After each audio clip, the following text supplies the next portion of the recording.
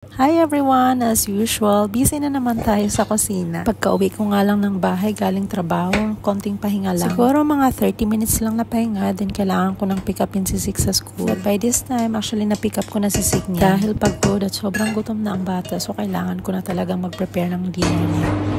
Sik? Sik? Sik? Sik? Are you okay? Alles good? Okay. Je eten is bijna klaar, ha?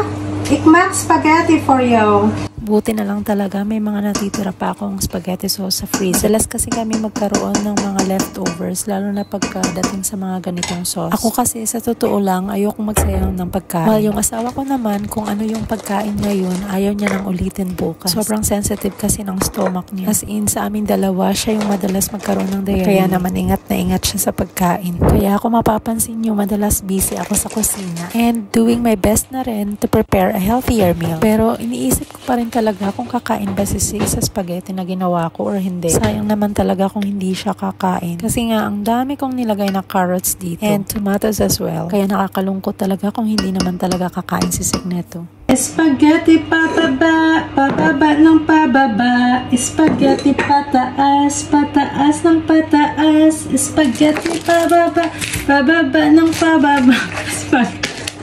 Kakatawa. Hindi ko na alam kung tama ba yung kinakanta ko or hindi. Kung mali. Naalala ko lang kumanta ng spaghetti pababa. Kasi gumagawa ako ng spaghetti. Sabi ni Sik sa akin, Mama, what are you singing? What is that? Sik, what are you asking? I'm singing Filipino song. Philippine song. From the spaghetti? Yeah, from the spaghetti. Because I am making spaghetti, so that's why.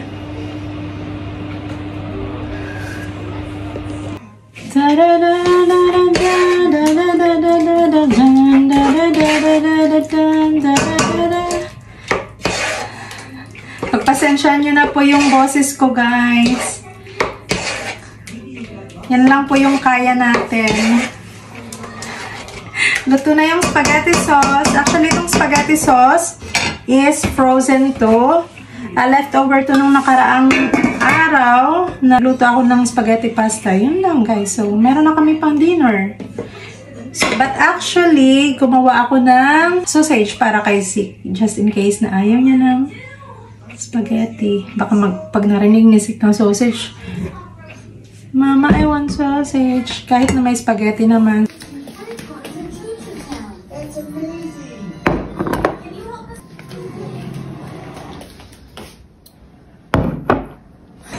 Nakalimutan ko nga palang lagyan ng sauce kaagad yung pasta niya.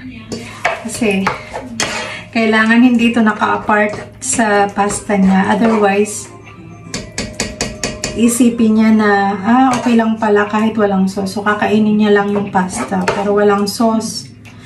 So, para wala siyang choice, lagyan na natin agad ng sauce. So, ayan guys.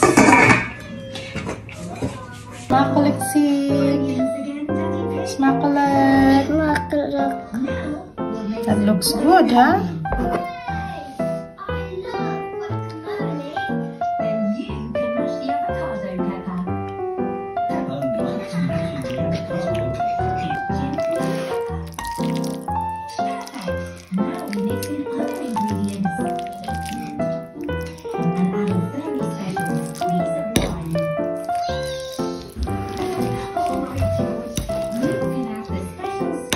Smakulit siya.